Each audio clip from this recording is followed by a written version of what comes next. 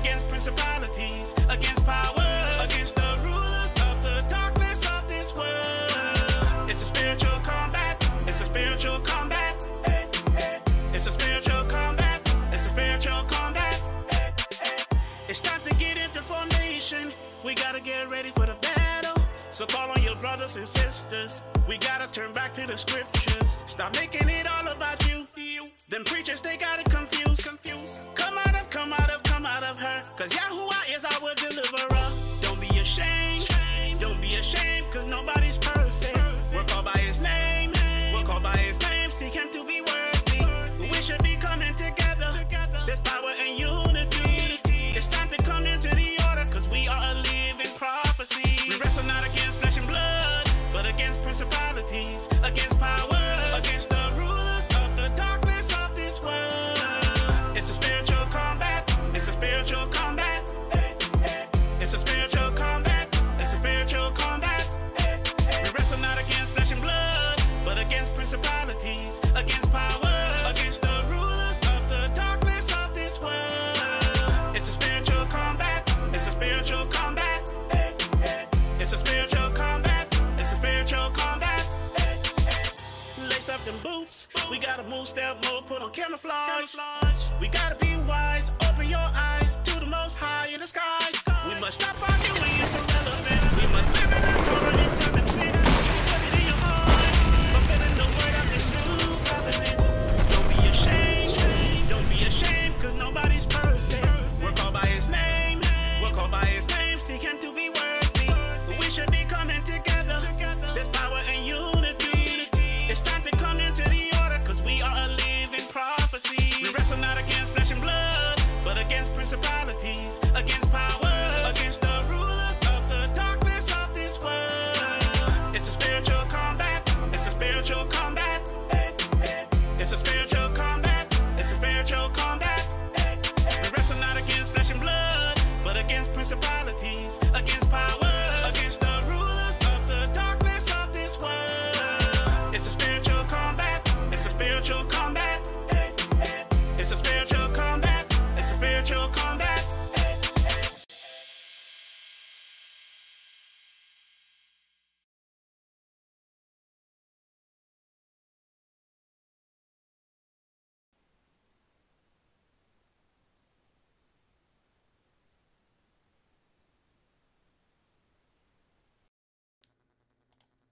All right. Shalom, y'all. Shalom, shalom. It is Michael Israel here. Title of today's show is Seeing the Massive Mental Slavery. That's the best way I could put it. But yeah, it's gonna be a good lesson today. And this lesson comes just from, looking around, looking at the condition of our people, and it always humbles me, and it always shows me, where I need to be grounded at. Because we can get in this Hebrew Israelite walk and begin and kind of get involved in it and miss what's really going on out there. So that's the inspiration behind today's message. I think it's gonna be it'll be very eye-opening. And I'm trying to hover around the same area, the same topic. You know what I'm saying? I'm trying to stay right around it and not leave it, because it's obvious where the issues are at. It's just a bad situation out there. Yeah. So, but before we get into the message, just want let y'all know, yeah, this week I've been pretty inconsistent with doing my messages. Y- y'all cannot imagine how busy I've been. Hey, shalom, Michael Locke. Good to see you in there, man. Um, yep, and I'm up extra early today because this message I got a lot to cover, kinda a lot to talk about. Um, but yeah, I just been real busy today with a whole. I'm sorry, real busy this week with a whole bunch of stuff, man. Just real busy getting things together, uh, working on certain things. You know, I'm getting ready to head up to Detroit, and then after that, drive to Cincinnati. And I just been real busy. I was up early yesterday, and I was just going from excuse me, from early morning all the way till at late at night, getting in these 18-hour days. I guess they are. You know what I'm saying? 17-hour days of just kind of getting things done. And the list is still long. You know, I showed you that list yesterday, and it's like, um, because it hit about 7, 8 o'clock last night. It just hit me, and I was just kind of on the couch fading in and out of sleep. And I was like, you know what? You know, I ain't gonna push myself over the limit and burn out. So I just kind of relaxed and kind of took it easy. Hey, shalom, John. You're hooking on. Good to see you in there. Shalom, John Shettle. Good to see you in there. So yeah, you know, but so yeah, I just been real busy getting a lot of stuff done, shaking heavy, moving hard, pushing things forward. Um, it's the signs of the times are just, and some of the things that the Most High Yah put on my heart, like are, you know, like it says, fire in your bones. Like that's how it is, man. And that's what this message is after. Cause I saw a couple things yesterday that really hit me hard.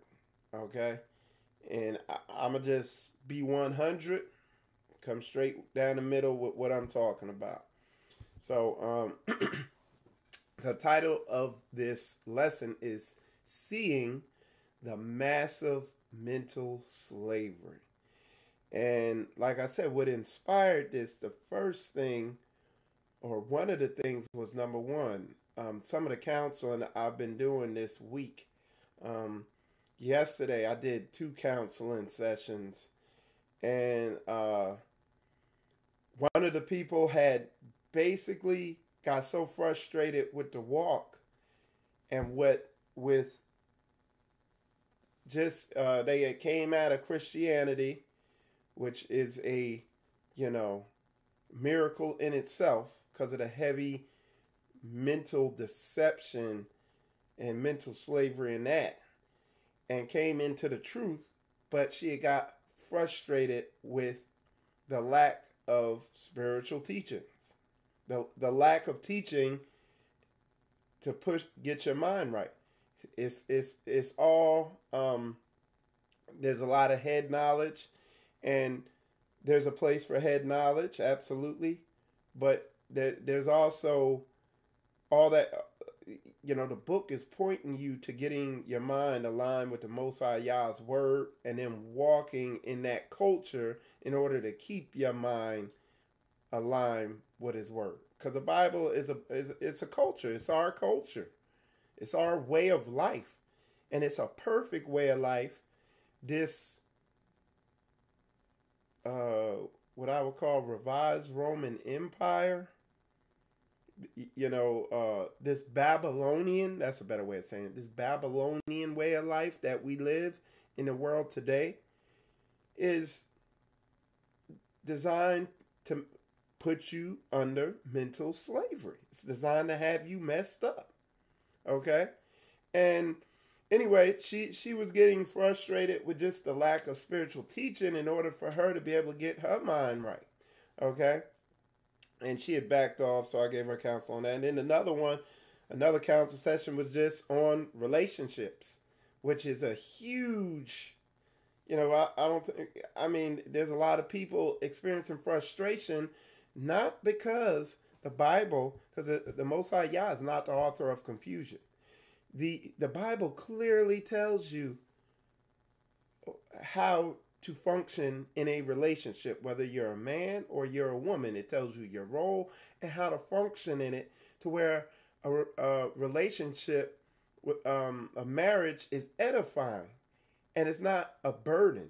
But when you focus, when you function in your marriage or relationship, or marriage and relationship, when you function according to the deception of this Babylonian system that we live in here, when you function in it according to their culture, it's a burden. It is nothing but pain and drama and confusion. And why? Because you're not in alignment with the Most High Yah's word. You're not in alignment with how he said to function in it.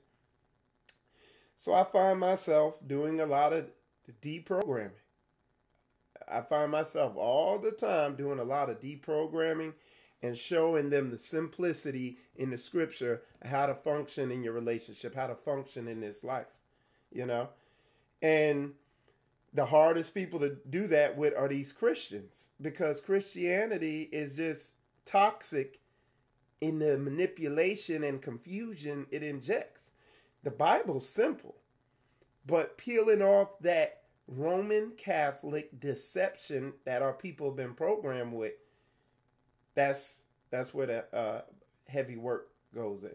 And like I said, the sister and the brother I talked to yesterday had been, whether they realize it or not, it's widespread.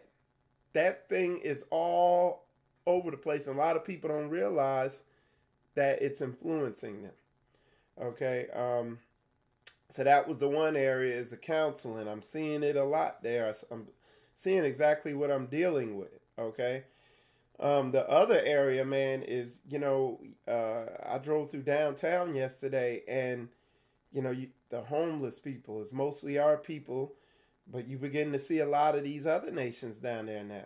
You see the heathen out there now, because they're beginning to come down. Okay, but it's still our people are out there too, and you can see it's spiritual. There's broken spirits out there, and the thing is like we get caught up in the cares of this. Shalom, sister, Finster. I think that's your name over there on YouTube. Good to see you. But anyway, we get caught up in deceptions, I guess. No, not deception. We get sidetracked with stuff to waste our time. It's nothing but Satan. Especially when you're coming down the middle and you trying to slam right in to Satan's kingdom that he done made. Oh, he sends little petty, all types of little distractions and stuff to get you off track. But like I said, I stay on track. I'm driving the bus straight down the middle, shaking heavy and moving hard straight down the middle, doing this thing, seeing it for what it is. Because like I said, there's a lot of deception out there. Christianity being one of the biggest ones. That whole and not when I say Christianity, the whole. Let me make sure I word it the right way. The Ahab spirit behind religion. That's the best way I can say it. The Ahab spirit behind religion. We're going to get into it. Then another thing that blew my mind. They were saying the AIDS rate among our people in Atlanta is worse than in Zimbabwe. So, and I don't know too much about Zimbabwe, but I heard it said another time that the HIV, the AIDS rate in Atlanta is now worse than third world countries. And correct me if I'm right on that. But what I do know for a fact is that two things, like, you know, of course, Atlanta is a homosexuality capital. I guess it surpassed San Francisco. But the other thing is, guess what? The CDC is based in Atlanta. And it's like, and listen to what the title is. It's the Center for Disease Control. And that's what they do.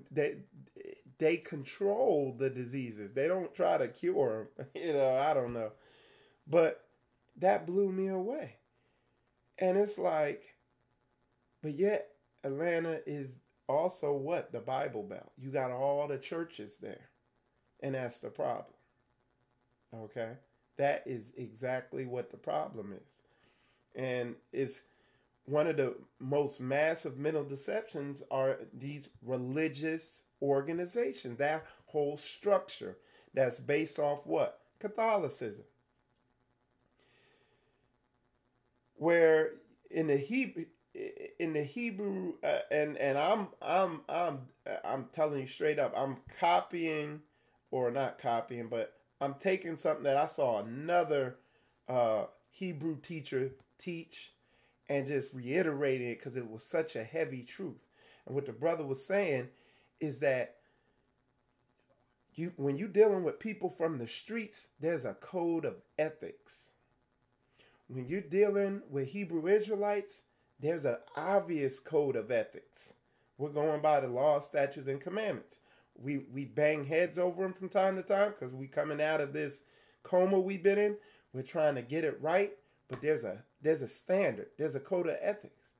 When I deal with dudes from the streets, there's a serious code of ethics. But when you deal with people who take on the Christian belief, they have no code of ethics. Nothing. Anything goes. There's no standard. So that's what makes them so dangerous, so deceived, is the fact that they're not operating through any code of ethics. It's, oh, Jesus understands. Oh, he feels me. Oh, I don't have to do nothing. He'll get it. And then they turn into homosexuals. Then they're addicted to internet porn. Then there's child molestation. Then there's drugs. Then anything's excused, and you just see people getting destroyed. And the ones that the Most High Yah has a calling on their life, they feel it. It's brought in their spirit. Something's not right. Something's not right here. You know. So that and that right there, what I just said, is the massive mental slavery that we're under. The massive mental deception is Catholicism, doing away with the standard, doing away with the code of ethics. If you do away with that, you could destroy people completely. All the big churches are right there in Atlanta, man, and our people are dying. And I looked it up, man. I looked up what's happening there in Atlanta. It's like our people are, when I what I'm gonna do, my next lesson is I'm gonna put on some of those videos, and when they say gay pride, they're prideful in their sin, and to the point where they got a disease that can kill them, and they're proud of it. Like they have no shame with it. You think I'm playing? I'm gonna show it. It's that because a lot of people's minds say, "Oh, you could cure it. It's like the cold now," and they go on with that behavior because there's no code of ethics, and that's a result of what? That Christian church mindset, and that's why I've chosen to separate myself from that whole structure, because that whole structure is just a religious structure. And a religious structure is what? What is a religious structure? It's just something that was created by Rome. There has to be a clear line. There has to be a clear line. We can't blur the lines. It's, we could debate over the words and this word and that word. The devil's in the details, as they say. I don't straddle the fence because Satan owns the fence. I say, hey man, I tell people, stay 10 feet away from the fence. I don't come within 10 feet of the fence. There has to be a clarity, because if Satan's a deceiver, then he's going to function in unclarity. And when I say that, the Bible has a clear standard. There's a clear standard in the Word. He's not the author of confusion. When I read through the Word, I see black and white, this and that. I don't see any, it's very straightforward and to the point. When I listen to a lot of religious teaching, it's a lot of ambiguity and wiggle room and all that. And that's how you get all these destroyed people. And I get the phone calls. I do the counseling to bring them out of that. And a lot of them, I could tell when they get that spirit, because it's like, oh, it's that old moment where you're pulling that deceptive layer off, So, but it's that